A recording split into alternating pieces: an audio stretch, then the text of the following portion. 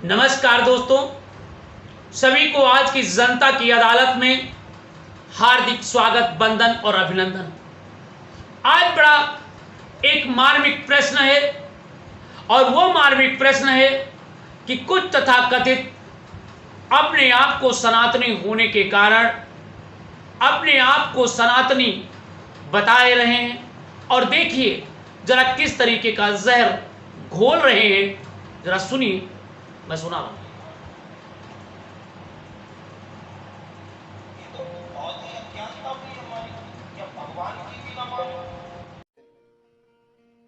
पूजिए विप्र सकल गुणहीना और शूद्र न गुण गण वेद प्रवीणा। शूद्र चाहे कितना भी वेदों का ज्ञाता क्यों न हो, शास्त्रों का ज्ञाता क्यों न हो, शूद्र कभी पूजनीय नहीं हो सकता। ब्राह्मण हर हाल में पूजनीय है। अब जरा सुनिए, जरा गौर करिए। ये तथाकथित ब्राह्मण द्वारा जो अपने आप को सनातनी धर्म कहलाता है, जो अपने आप को वेदों का ज्ञाता कहलाता है, किस तरीके से कहा कि शूद्र की पूजा नहीं करना चाहिए चाहे वो जितना वेदों का ज्ञाता हो। अब जरा सुनिए, इस तरीके की जात पात, ऊंच नीच और हमारे सनातन धर्म को बदनाम करने वाले तथाकथित ब्राह्मण ने क्या कहा, जरा सुनिए। जो लिखा उसको भी हम ना माने, तो ये तो अज्ञानता हो गई ना। ये तो बहुत ही अज्ञानता हुई हमारी। क्या भगवान की भी ना माने, फिर तो हम भगवान से भी बड़े हो गए। तो पूजिए विप्र सकल गुणहीना और शूद्र न गुण गण वेद प्रवीणा।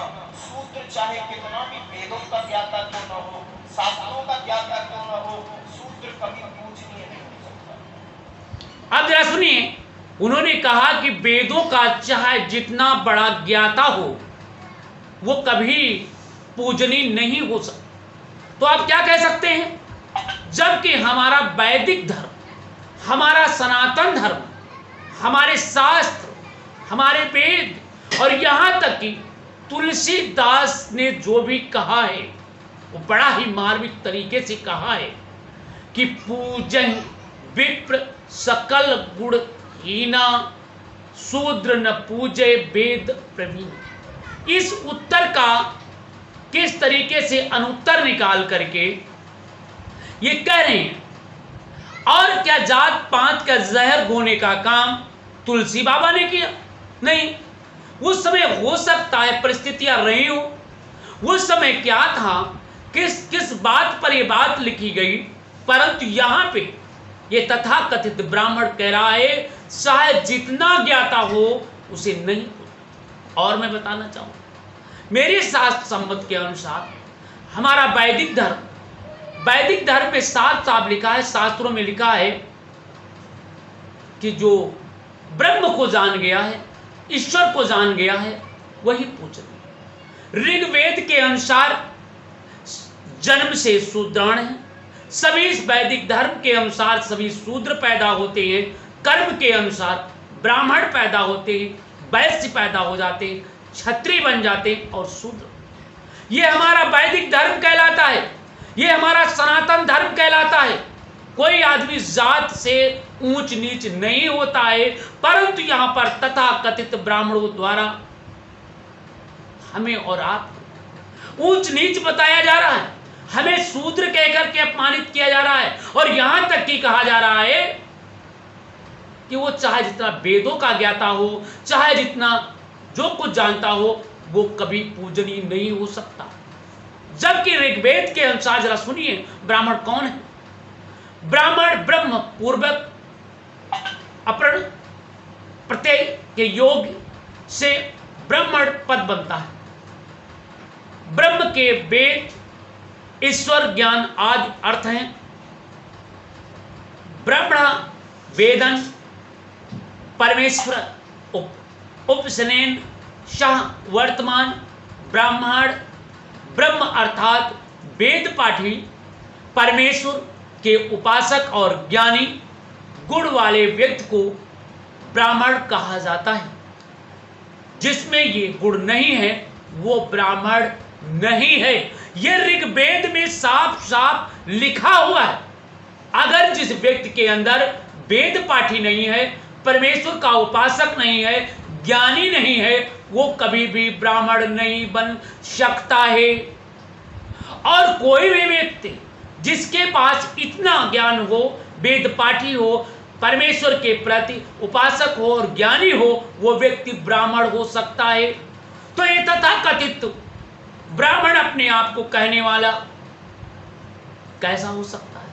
ये तो वेद, हमारे शास्त्र, हमारे गीता, हमारे वेद के अनुसार ये सब कुछ उल्लंघन कर रहा है। ऐसे लोगों को घोर निंदा करता हूं और आप लोगों से भी मैं निवेदन करता हूं कि ऐसे लोग जो कहते हैं, ऐसे लोग बताते हैं, इस तरीके का जो आख्या और उत्तर देते हैं, ऐसे लोगों को हमें और आपको विरोध करना चाहिए। क्योंकि जो ब्रह्म को जान गया हो, ईश्वर को जान गया है, वेद पाठी हो, ब्रह्मगामी हो, सरल हो, एकांत प्रिय हो, सत्यवादी हो, बुद्ध मान हो, उसे ब्रह्म कहें, ब्रह्मा कहें, ब्राह्मण कहें। अन्यथा अज्ञानी, नीच, कुटिल और जो जातवाद का विष गो रहे हैं वो कभी ब्राह्मण नहीं हो सकते हैं, वो केवल जातवादी हैं। हम ऐसे जातवादी को ब्राह्मण नहीं मानते, क्योंकि हमारा वेद और शास्त्र और सनातन धर्म कहता है जन्मते शूद्राण और कर्मणां ब्राह्मण। अगर आप कर्म से अच्छा काम करते हैं तो ब्राह्मण हैं, और अगर आपके कर्म ही खराब हैं तो आप शूद्र हैं। इसलिए मैं भाइयों कहना चाह रहा हूं, ऐसे जात पात ऊंच नीच का विष बोने वाले ऐसे तथाकथित ब्राह्मणों से, ऐसे तथाकथित पंडितों से, ऐसे तथाकथित लोगों से होशियार रहें जो जातवाद का विष गो रहे हैं, जो सनातन धर्म को बदनाम कर रहे हैं, जो वैदिक धर्म को बदनाम कर रहे हैं, हमारे ऋग्वेद को बदनाम कर रहे हैं। ऐसे लोगों से होशियार रहिएगा।